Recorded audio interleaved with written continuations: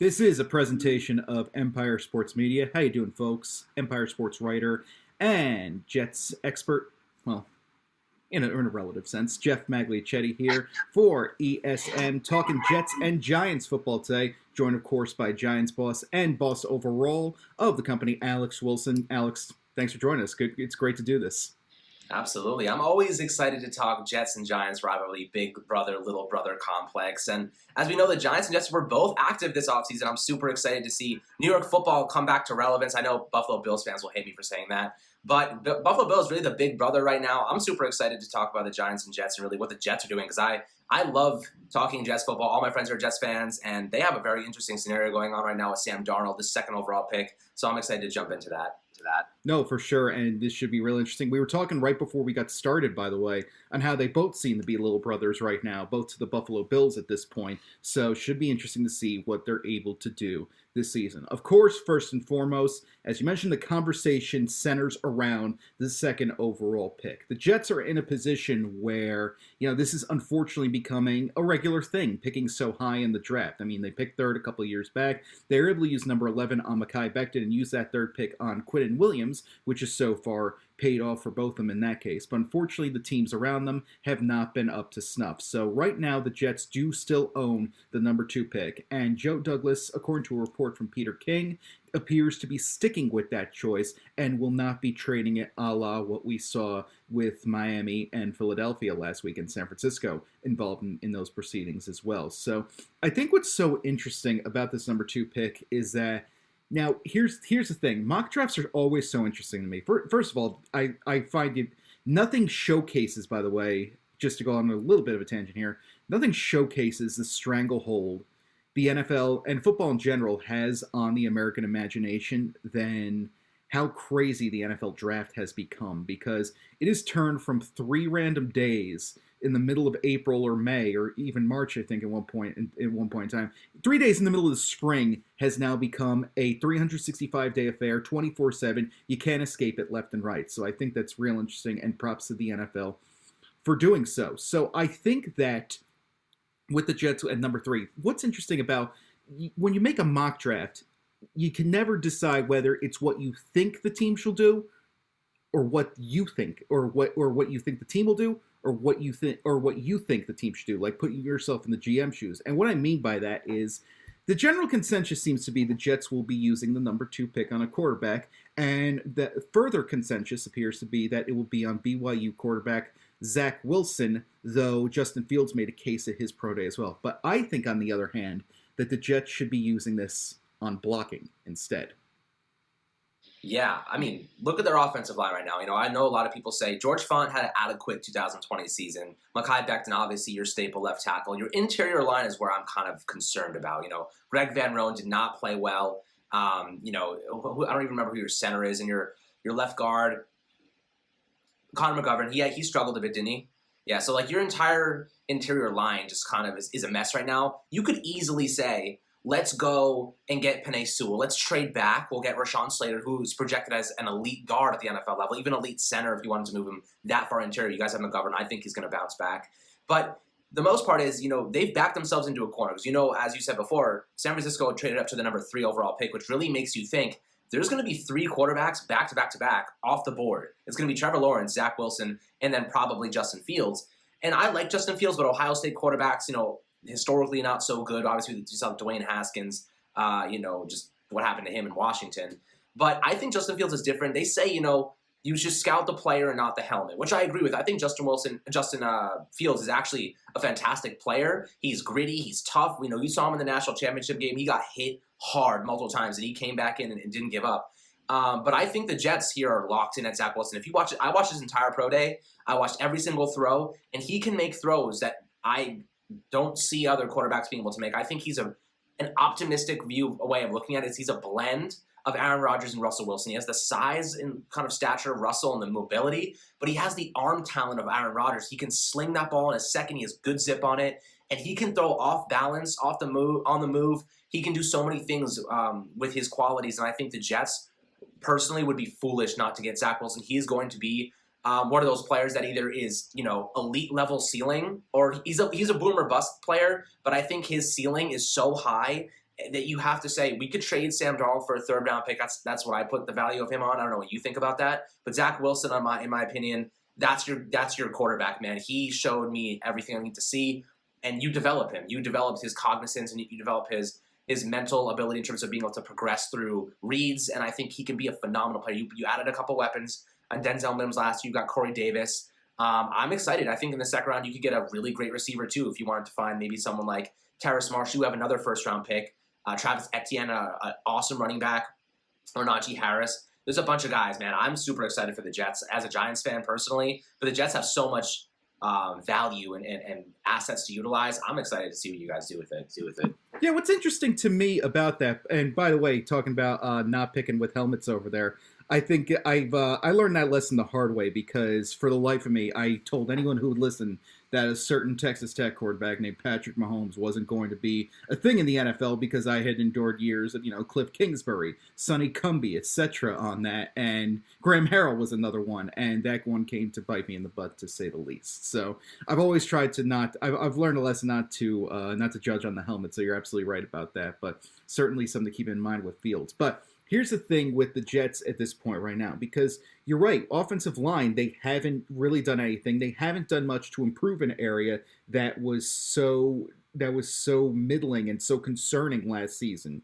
Joe Douglas nailed it, it would appear, knock on wood, for Jets fans, of course, in the time being. Joe Douglas appeared to nail it on Mekhi Becton, because that, no matter who he chose with the 11th overall pick, there was going to be controversy. People were going to be concerned that he didn't take one of the name brand receiving talents available to the Jets at the time. There were players like CeeDee Lamb, Justin Jefferson was certainly available there at the time too, Jerry Jeudy as well. And those guys went to, they went to Dallas, they went to Denver, and they went to Minnesota. And, it was a tough break for Douglas either way.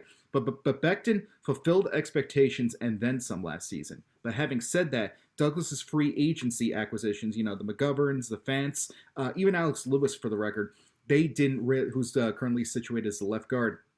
They weren't up to snuff last season, and it hurt the Jets. It hurt the Jets significantly. The last player that they've had as a quarterback to play all 16 games, well, now it's going to be 17, but to play a full season, I should say, is Ryan Fitzpatrick back in the 2015 season, which also screams to me that they should be concerned about their backup quarterback situation as well. But that's a discussion for another time. So what the Jets also have to do right now, they also are severely undermanned in the secondary spots, and linebacker could use some consideration as well. They're really going to be working on their front seven, particularly because Robert Saleh is likely set to introduce Jeff Ulbrich as well. They're likely going to reintroduce a 4-3 set to the Jets defense out there. And, they worked on it respectively in San Francisco and Atlanta. So it wouldn't shock me at all to see them to reinstitute the 4-3 in there. So these are areas of concern they have to as well. And you nailed it perfectly when you said the Jets have almost backed themselves into a corner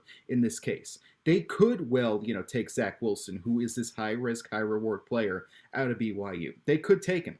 But at the same time, if you situate Wilson behind the Jets blocking as is, the poor kid's going to be running for his life every other down. Exactly what we saw with Sam Darnold last season, and it's going to lead to the poor kid getting hurt, like we've seen with Sam Darnold, who has yet to play, again, a full NFL season. Granted, there's probably nothing you could have done about the whole mononucleosis bit during his sophomore season, but at the same time, he's endured injuries in each of his first two seasons, which have been very concerning for the Jets. And the sad part is the Jets have gone out this offseason and they haven't really done much. They brought in Dan Feeney, who is a heck of a character, but at the same time, he's not exactly lighting it up in terms of the analytical charts and whatnot. I think Pro Football Focus would routinely have him in the 50 to 60 range. So he is not the type of guy that's going to, make or break your offensive line. And the Jets now have you're right, backed themselves into a corner perhaps in terms of this. Now, here's the thing with Darnold. One of the things we love to do, especially when it comes to the NFL draft, is talk about the what if. And one of the biggest what ifs we're going to see, I feel, over the next decade or so, what if the Jets hired anybody other than Adam Gase in the supposed maturation years of Sam Darnold at this point? Adam Gase was brought in to supervise the crucial development stages of Sam Darnold, and unfortunately the Jets, he failed spectacularly over there. And it's tough right now. It's tough to see what Darnold can do right now. Now you're in a position where this is a strong quarterback class, and you want to look at Darnold. You want to give him snaps in something other than an Adam Gase system. We saw Darnold's potential sans Gase. We saw that at the end of the 2018 season, his rookie year under Todd Bowles. He watched Josh McCown play for a few games. During those final, I want to say 4 games out there, there was a final 4-game stretch. He led a comeback against Buffalo, a comeback win in Buffalo, as a matter of fact, against Josh Allen, and then he went head-to-head and kept the Jets in pace with Deshaun Watson and the Texans and Aaron Rodgers and the Packers. But here's the thing about Darnold as well. He desperately needs some form of consistency, some form of stability, and the Jets have not offered that by any stretch of the imagination. To put things in perspective, this was true last year and it's going to be true this year. There is one receiver left on this roster from Darnold's rookie season, and that is a tight end in Chris Herndon, who of course has not been up to par of his rookie season. He has not fulfilled that potential, be it through suspensions, be it through injuries. Herndon has not followed through on that. And then you look at his offensive line. He went into week 1 completely different offensive line than what it was last year. So the Jets have backed themselves up into a corner store. Personally, I think they should try to go out there and try to get a blocker, try to get some secondary help out there. I think that they should, maybe try to trade down, investigate with other teams. I wrote earlier last week, I think the perfect trading partner for the Jets vis-a-vis Darnold comes through the Carolina Panthers, who are a bit iffy on Teddy Bridgewater at quarterback right now. Their backup is XFL MVP PJ Walker, so that's an unstable quarterback situation over there, and it would reunite Darnold with one of his favorite weapons in New York in Robbie Anderson, and of course, nothing more needs to be said about Christian McCaffrey. So that's a situation that will bring him stability, and Carolina would probably be willing to send over, I think a day 3 pick. I believe Carolina has a couple extra 6th or 7th rounders that they could potentially send over as well. But I think that I think that's the value of Darnold. By the way, I would not by any stretch of the imagination call anyone up and say, hey, send your 1st round pick over. Darnold is not worth that at this point. So I feel that the Jets have indeed backed themselves up into a corner in this, which is a shame because for all intents and purposes, this has been a decent offseason for them. Yeah, I mean, I think Darnold's value is a 3rd round pick, and another team that I think would actually fit him pretty well is the Colts. Philip Rivers just retired. I think that would be a great landing spot for him. He'd have a phenomenal defense to work with, and a really good, bunch of receivers. I think they're bringing back. I don't know. I think they brought back T.Y. Hilton. They got a couple of decent guys. They got Paris Campbell too. So I think for the most part, Sam Darnold is on his way out because if the Jets don't move back, they are going Zach Wilson or whatever quarterback is available at 2. I think it probably will be Wilson. And you've already ruled out San Francisco as a landing spot for Sam Darnold because they're going up to 3. They're going quarterback. They publicly said they're going quarterback. Like this is a pretty clear avenue for them if they're trading up this much. Ownership signed off on it, but they're also on the boat. We're keeping Jimmy Garoppolo around to see what he can do. We want to keep both these guys, spur competition. I like that. And that's something the Jets must avoid at all costs. You cannot have a rookie and Darnold on the same team. I don't want to. And here's why I disagree with Indianapolis, by the way, Alex, because surely Indianapolis has, far less controversy than the Jets. Like you never hear people wanting to stay away because of Indianapolis. No one says, LOL Colts. No one says same old Colts, that sort of thing. But when you're a team like the Jets, and it's almost through no fault of your own, let's face it, it's sad but true. The mere concept of quote unquote LOL Jets gets clicks. I mean, look how far we perpetuated the butt fumble thing. Like, come on, that happens anywhere else in football. I say we forget about it in about a week, but because it was Mark Sanchez. I'm just saying, even if it happened to Sanchez anywhere else, the idea it happened with a green oval on his helmet bearing the words Jets, that's what kept it in perpetuity for so long. And it's unfortunate, and the Jets have to avoid controversy any way they can. You have to go into August knowing who your starting quarterback is, and for that reason, they can't keep a rookie and Darnold at the same time, which is why they've painted themselves into deeper of a corner. I feel at this point. Yeah, you know what Mr. Wonderful says, and for that reason, I am out because the Jets cannot go forward with Sam Darnold, and they still have value for him, by the way. There is still value with Sam Darnold. They can trade him to a team that needs a quarterback, like the Colts, like you mentioned, the Panthers. There are teams out there that need a quarterback, and he would be a good guy for them. And Denver, they have Drew Lock, but he's unproven still too. So I think that for the most part, there is value for Darnold. And if the Jets go Zach Wilson, there is no way they're starting Darnold over. There's no competition there. Zach Wilson is your starting quarterback. And Joe Douglas, going into his second season, he wants his guy. He wants his guy. He doesn't want Darnold about to run out of his rookie deal. He spent all this money this offseason with the anticipation of having a quarterback on a rookie deal. And next season too, they're going to see them spend more money. And they had a great offseason. I loved the Jets offseason signings. And you mentioned before, the 4-3 scheme that they're running, it's perfect because they got Carl Lawson, who's a defensive end. He's not a 3-4 outside linebacker. Yes, and Gerard Davis too. But I think he works too because, Gerard Davis is yet to live up to his first-round potential, but he has some great experience in the 4-3 over Florida that allowed him to become a first-round pick in the first place. And by the way, another reason you can't keep Darnold, let's say, and I've heard people say this, we've still seen from time to time, it's a dying concept out there. It's an endangered species, if anything, but we still see from time to time the rookie starts the backup to a veteran mentor. We saw it in Kansas City, for example, with Alex Smith and Patrick Mahomes. You cannot do that by any stretch. The last thing Sam Darnold needs for his NFL career, we're getting fans back in MetLife Stadium. He's not Josh McCown. Yeah, that's right. That's exactly right. And we're getting fans back in MetLife Stadium this year, and Roger Goodell intends to have full stadiums this year. So we're going to potentially have a full MetLife Stadium this year. The last thing Sam Darnold needs, and the last thing the Jets need, are 80,000 fans chanting for Wilson every time Sam Darnold throws an incomplete pass. It's the last thing they need at this point. And it's a shame because, like you said, they've had an eventful, productive, and fruitful offseason, I feel. Yeah, that's exactly right. They can't go into this season with anybody but Zach Wilson starting at quarterback. They need to get some value back because think about it. Their draft selections right now, if they could add another third-round pick, Joe Douglas, I actually have a lot of faith in. I think he's a great GM. Just looking at his signings, I think he knocks it out of the park. You guys still have C.J. Mosley coming back. You got LaMarcus Joyner, safety coming in. I think, good veterans that can help these younger guys develop. I think LaMarcus Joyner is going to be great for a guy like Ashton Davis. And I think, and Sheldon Rankins, I think you guys had a phenomenal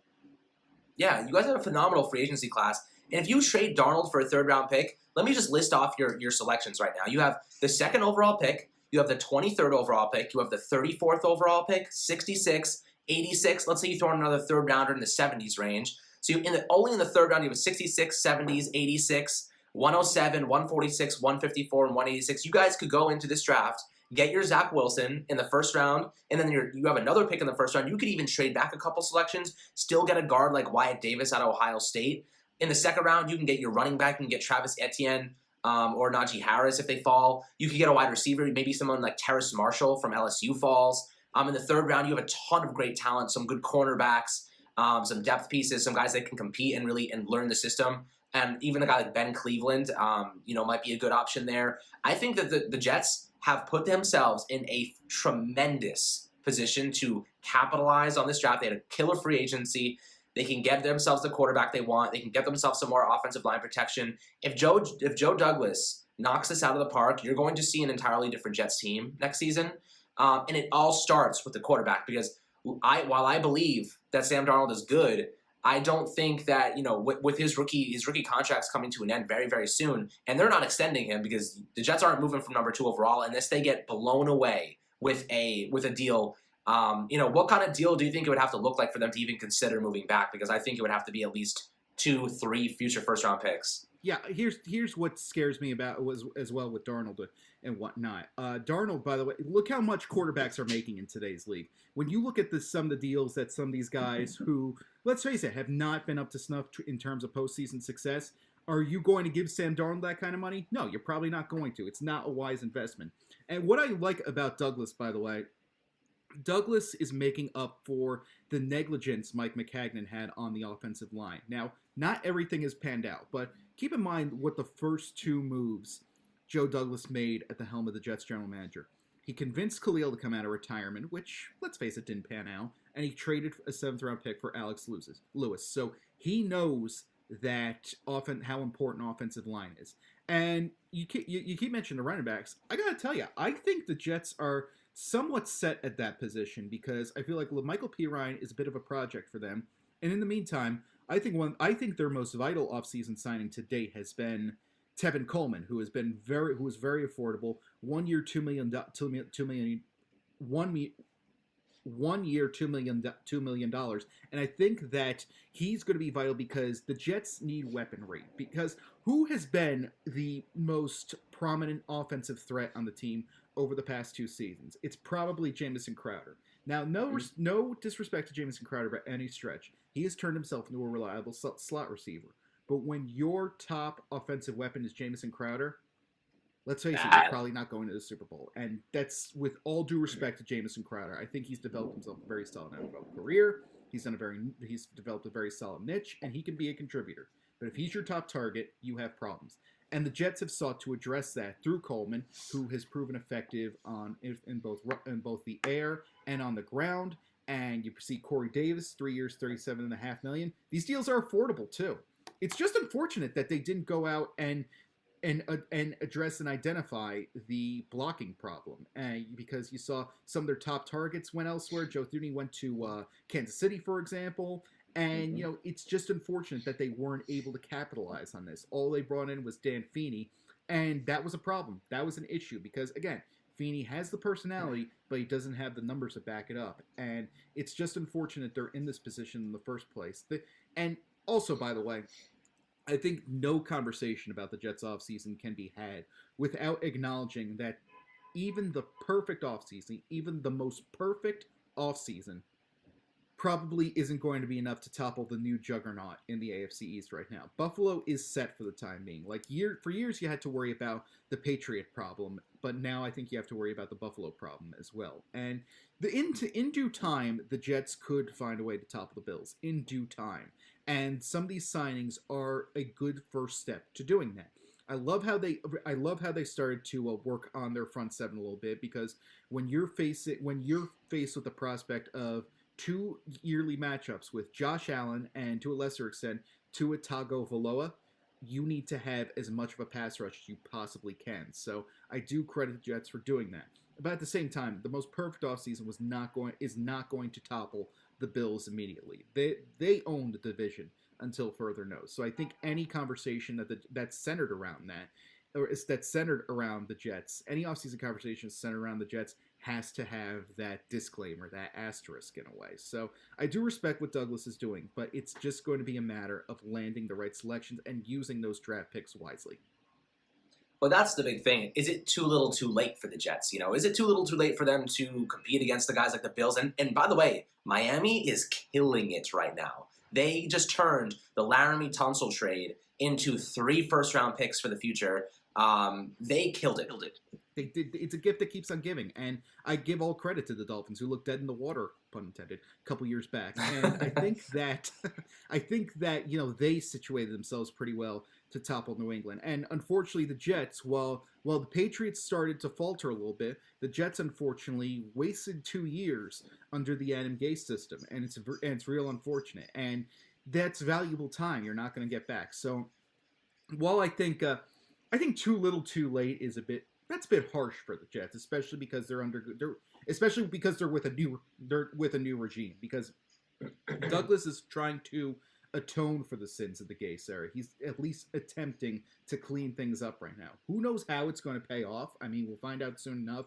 Who knows how it's going to pay off? But I just feel that, I'll put it this way: a realistic goal for the Jets would probably be.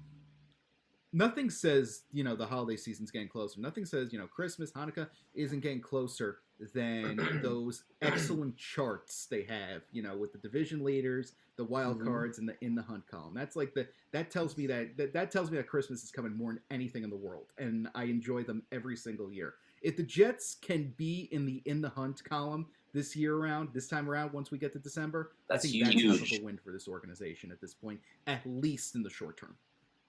Yeah, you know what?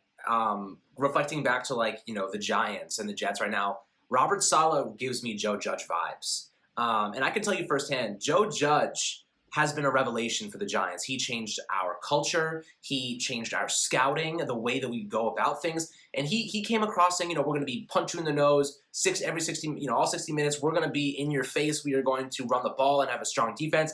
But he also understands one thing. The offense needs to be able to score points because he is a disciple of Nick Saban. If you heard Nick Saban a couple weeks ago, he even said the NFL football is changing. It's not run first. It's not defense first. It's you have to outscore your opponent every game. You need to score 40, 30-plus points per game to win. And that it also translates to the NFL level as well. As we see teams like even Buffalo or Kansas City or the Saints, they score a ton of points. It doesn't matter how good your defense is sometimes. So that is where the Jets need to start. That is why I think Zach Wilson is going to be that second overall pick because he is someone who can put up monster amount of points, but he needs another receiver because I like Corey Davis. I think he's a high-end number 2 receiver. I like Jamison Crowder. I think he's a good slot receiver, and I like Denzel Mims, who hasn't established himself yet, but we'll see where he lands. I think he's a high-end number 2 guy too. But the Jets could go into the second round at 30. I think what they have 34. And they can get a very, very talented receiver. This class is stacked full of receivers right now. They have, of course, the guys like Devonta Smith, Jalen Waddle, Jamar Chase aren't going to go out of the top 20, in my opinion, top 15 even. But there's guys in the back end like Nico Collins from Michigan. You have like Dwayne Estridge. You have, obviously Terrace Marshall. You have Rondale Moore, who could be a sick option for you guys in the second round if he was there out of Purdue. He's a playmaker, electric playmaker that would completely revolutionize the way you go about your offense. But I'm very excited. What was that?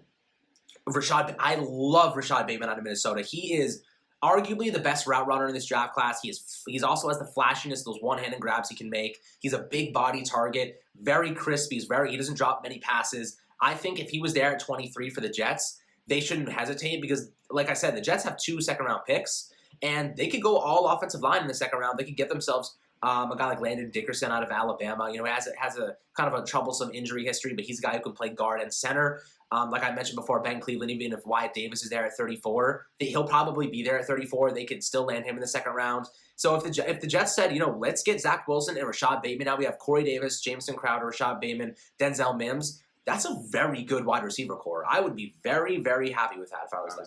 You undoubtedly need weapons in today's NFL because I've said it several times. I feel like I've said this several times over the past few seasons. The modern NFL is one that worships a fantasy football deity because, you see teams, it reminds me of the old Arena Football League. You could see teams score 40 points and still come out on the losing end. I always flash back. Remember that Monday night game, that Rams-Chiefs Monday night game. Could you ever picture the Jets remaining competitive in a game like that? At least the Jets of the past 3 years? No, and that's under a supposed offensive guru in Adam Gase. You could not picture the Jets in that. Again, their most productive weapon over the past 2 seasons have been Jamison Crowder, but he's not someone you would consistently rely on.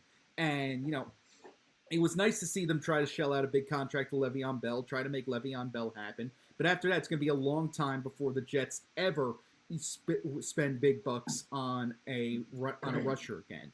And they rectified that problem. Tevin Coleman is the anti-Le'Veon Bell out there in that he's affordable, he's under the radar a little bit, still has some concerns with the injuries, but he also has what can be described as that championship feeling because, this is a guy that's competed in 2 Super Bowls, scored the last touchdown, as a matter of fact, in what became the infamous 28-3 deficit the Falcons had over the Patriots in that Super Bowl, as a matter of fact. So it's good to see that Douglas is recognizing this as well. Last year, he tried to go with the blocking options, and unfortunately, it doesn't seem like any of them panned out, with the exception of George Font, who did have a decent season, but again, it wasn't really strong in comparison to the league average at this point. So I appreciate what Douglas is trying to do. He's trying to boost his offense a little bit, and I really appreciate what you said about Joe Judge because it felt like this time last year, everyone was like, oh no, he's making them run laps after they make a mistake. What are you doing? But you know what? He's holding guys accountable, and players are buying into it. And for whatever it's worth, I think the Giants can be considered the consensus NFC East favor right now. Who knows what that means? I mean, to put it in March Madness terms, it's kind of like winning the NIT at this point. But at the same time, I think that, and you know what? everyone said the Giants should tank at this point. The Giants should tank. But here's the thing: Joe Douglas's willingness to play out a supposedly lost season, and make it to a point where even going into the last game of the year they were up for a playoff spot. Of course, that has to do with the systemic setup of divisions, but at the same time, to play yourself into that position. I think a lot of players bought into that, and it just shows why the Giants are in a position right now where, surprise, surprise, they don't have to rely on Nate Sudfeld to win a game on Sunday Night Football. So I think that, excuse me, I think that Douglas is trying to do the same thing in a sense, because what I loved what he was doing last year, he gave a lot of guys short-term deals last year, and I love those little prove-it deals. Everyone but I believe McGovern had a potential out after year one, and we've seen him start to trim some of the Adam Gase reminders. It was a process that started last year. A lot of guys from the old regime started being traded away. They released Le'Veon Bell. They traded both Steve McClendon, who won a Super Bowl. Avery Williamson went to Pittsburgh. So it's good to see that Douglas is starting to make the team his own out there. So and it's hard not to believe in what he's doing right now. And you want to talk about judging guys on helmets right now. I think the one reason people are showing hesitancy is, once again, because it's the Jets. Yeah, I mean, that's exactly right. And I think what Joe Douglas is doing, like you said, he's making it his own. And what does that tell me? He wants his own quarterback. He doesn't want Sam Darnold anymore. He wants his own quarterback. If he wants this team to be his, he needs the most important player on that team to be his selection. Not somebody else's, but his selection. So I think that is, hands down, I think that's what the Jets are doing. And just to compare it to the Giants a little bit, the Giants, like you said, have had a phenomenal offseason as well. They got Kenny Galladay, their number one receiver. They got Adoree Jackson, another cornerback who could potentially be a number one, but he's playing as a CB2 opposite James Bradbury. The Giants are putting themselves in a position to have a very, very good defense. And I'll tell you what, as a fan who watched last year and someone who's been reporting on the team and creating content around them, I can tell you one thing that I think the Jets need to kind of mimic is that it all starts with good coaching. It does not matter who your players are, what their names are, if your coaching is duty. Because I can tell you right now, the Giants' defense last year going into the season was not projected to be top 10 in points allowed per game. They ended up 9th, and they had no cornerback 2. They had no pass rushers. Both of their starting outside linebackers or pass rushers were injured. They had no linebacker 2. They had barely any depth. Their safety was injured half the year. They had new faces across the board. They had a new head coach. They had a new defensive coordinators. They had new, assistant coaches. This was a mess when we went into the season. They ended up being one of the best defenses in the NFL, and it's not because of the players as much as it was because of the coaches and what they did with the players. You know all about Leonard Williams. You knew all about his insufficient seasons when he was with the Jets. No double-digit sack seasons. He fell off. He disappeared. He had 11.5 sacks last year and was one of the best defensive linemen, interior pass rushers in the league because of coaching. Not because of him as a player, but because the coaches managed to get the most out of him as a player. They put him in the right system with the right coaching, and that made the difference. Robert Saleh is that type of coach. He gets the most out of his players, and I think that's what I'm excited for the Jets. They finally have some good coaches in place. You know what shocked me? I was a little shocked that Patrick Graham, for that very reason, did not get any head coach consideration. I'm sure. He did. He did a little bit. The Chargers were inquiring about him, but the Giants said, by the way, he's from Yale. The guy is so smart. He is very smart. And he was drawing attention. I know Jason Garrett was getting attention from the Chargers. And there was another team, I forget who it was, I remember them inquiring about Patrick Graham, but the Giants basically were like, nope. The Giants were like, nope, we're not doing it. And you know what they did instead? It was the Chargers, yeah. So what the Giants did, instead of letting Patrick Graham even consider head coaching, they extended him 2 years and gave him head coaching money. They're paying him like a head coach. He is Joe Judge's assistant. He is the assistant head coach. They are paying him that much to be the defensive coordinator, assistant head coach, and more of a disciplinary factor. He is very much a part of that primary head coaching circle that Joe Judge has created, and it's paying off. He goes to all of the scouting with him. He was at Michigan's Pro Day. He was at Penn State's pro day. He was at Alabama's pro day. He was at everybody's pro day, and that's what I love about Judge and what I like about Saleh too. They are both scouts at heart. That's so important to me. I think what was very telling is that I believe Saleh was at Zach Wilson's pro day, but he was not Justin Fields. That really stood out to me. And it looks like Saleh is trying to develop a similar rapport and relationship, or it's probably already established from their shared time in the Bay Area with Mike LaFleur. I can never tell his two apart. Jesus, MM. Oh, thank you, ML LaFleur family. What are we doing here? But here's what stood out to me about the hiring of Saleh.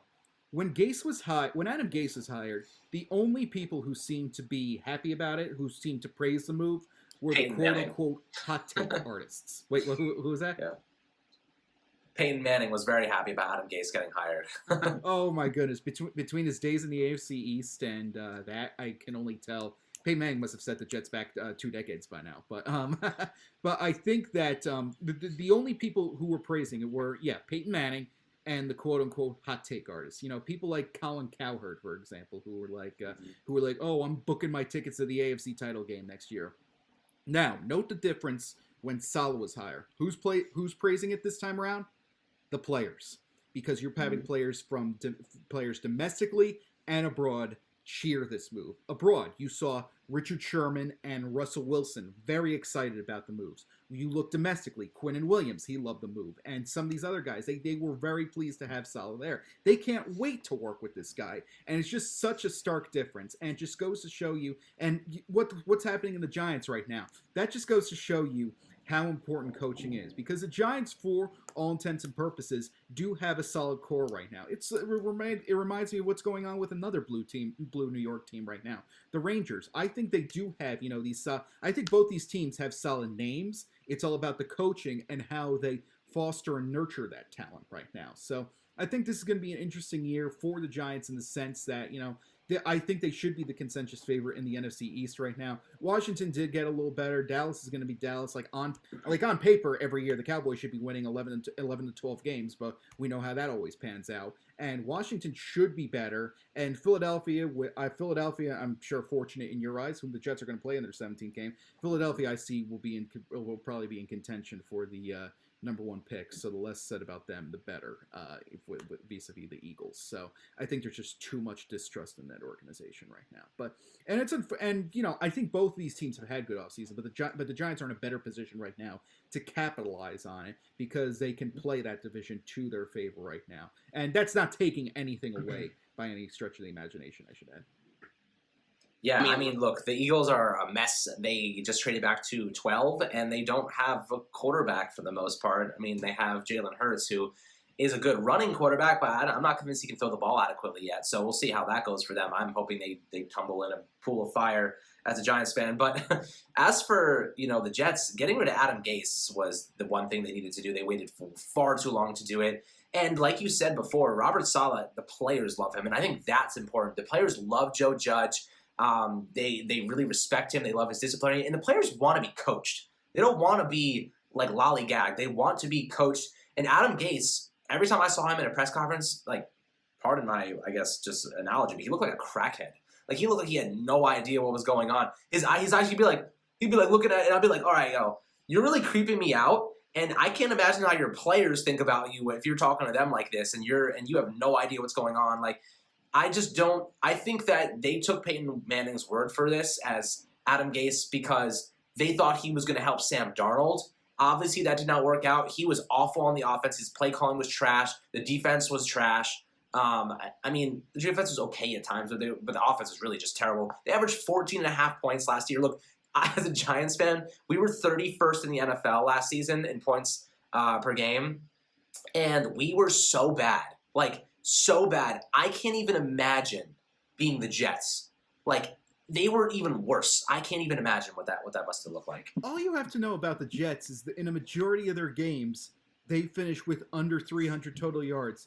You know how difficult that is to do in today's NFL, where you could have 300 yards by the end of the first quarter. That's almost in the words of Ron Burgundy. I'm not even mad. That's amazing. That takes almost legitimate skill to accomplish out there. And what was another thing that stood out to me was when Todd Bowles got fired.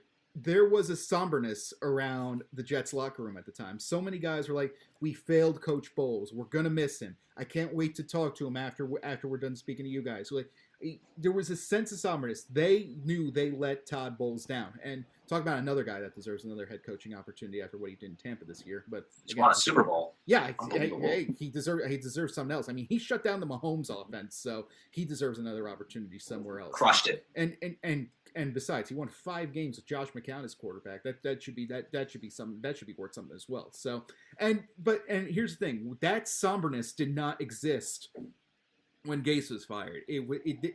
They missed Todd Bowles, and the feeling I feel I can accurately predict they're not going to miss Adam Gase, and that was the first of many, many moves in trying to make this right. Now, again, it's going to be a process. It's going to be a lot to ask the Jets to go out there and compete with a Buffalo team that is loaded with weapons right now. But the groundwork has at least been laid right now. And that's what makes these next couple of weeks so crucial for the Jets. And you need to resolve this quarterback situation as soon as you possibly can.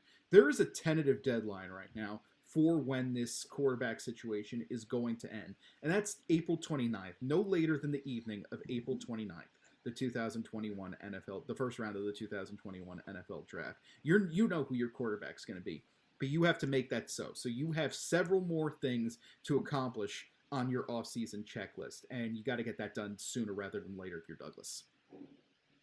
I agree. I mean, I think that what the Jets have done, just to wrap things up, Joe Douglas, I think you guys have not only a good general manager now, but you have the connection of a good GM and a good head coach. And that is something that cannot be understated, because the connection that Joe Judge and Dave Gettleman have right now is good. But I saw what Pat Shurmur and Dave Gettleman did together, and they drafted a running back second overall. They did some dumb things that I will never forgive Dave Gettleman for. But the combo of Judge and Gettleman has been far better. It has looked like they have changed the narrative. They look like they're making progressive steps. And I think that's what you're going to see with Saleh and Douglas. Those two guys know what's going on. They know how to discipline their team. They know how to pick the right players. And I think Douglas is going to provide Saleh with good players to work with, good, tough players, not just players who are finesse and this and that, but they're strong. They are aggressive. They are like Carl Lawson is a badass. Gerard Davis is a badass. Like Corey Davis is good. I think he's doing some good things. I think in the draft he's going to get Zach Wilson, who is so unique. He's like a unicorn. You can do so many things with him, and you give your offensive coordinator something like that. Mike LaFleur is going to have a field day with a guy like Zach Wilson. That's what I'm excited to see. I think you guys finally have a good combination here. My uncle's a huge Jets fan. He was like, John Idzik is going to be the man. Look what he did in Seattle. Oh, Tannenbaum is going to be the man. Look what he did there. And I'm like, you have no idea what you're talking about. They suck. Like, you guys are going to suck. I'm telling you right now, I look at the free agent signings. I look at who they drafted. You guys suck.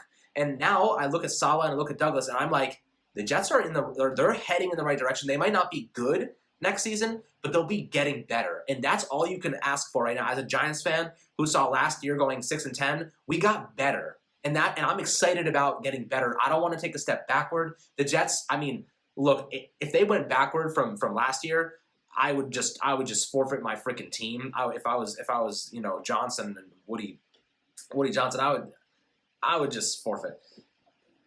Exactly. You're like, you might as well get relegated to the XFL. So that's kind of like, where I'm at. You have to take a step forward, and they have the good pieces in place. And I'm pretty excited to watch how the Jets put things together, as the Giants have been this last year. I think the Giants are one step ahead in terms of the new combo they have with Judge and Gettleman. But I think Saleh and Douglas, if you're a Jets fan, that is something to be very excited about. As a Giants fan, I'm looking over at you guys and saying, I'm not jealous, but I'm very excited for you, because as a guy who's been watching the Jets and has a lot of fans that have been, a lot of friends as Jets fans who have been just struggling and suffering for decades now, I'm excited to see them be happy a little bit because, I can't take their sadness on Sundays anymore. I mean, there is nowhere to go but up. And while I hesitate right now just to officially call the Giants a destination, but they are very close. I think New York can be a destination. You go out there and win the division. It's a destination again, and then it can't be denied. So I hesitate to call it a destination now, but it's slowly but surely getting there. So I really give them props for that. And and just to wrap up too, I think what Douglas has done really well as offseason. These aren't the names you were expecting. Like this time last year, was anyone in their right mind going, "Man, I would give my left arm for Gerard Davis to be a New York Jet"? No, probably not. But what Douglas has done, he has found a guy who has had success under a philosophy and formation and a game plan that Robert Saleh has run brilliantly in prior visits. Mm-hmm. And, because Davis became a first-round pick because of his prowess in the 4-3 over in Gainesville. Now he comes back here and he signs him to an affordable deal, and this should be a strong relationship, should be a strong unity going forward. And, so many guys have come out and said, this is great, and we were... It's a shock to many that Richard Sherman hasn't signed with the Jets as is, because Sherman, for lack of a better term, was, he was not the Legionnaire of Boomer, however you call it. He once was in Seattle. Once he returned under Saleh's system, he really got his career back going, and it really paid off in the right direction. So I feel that right now, at least right now, I have an official policy: no football predictions, college, pro, or otherwise. No football predictions until both the NBA Finals and the Stanley Cup playoffs are over. But right now, I think that there is a good chance for the Jets right now.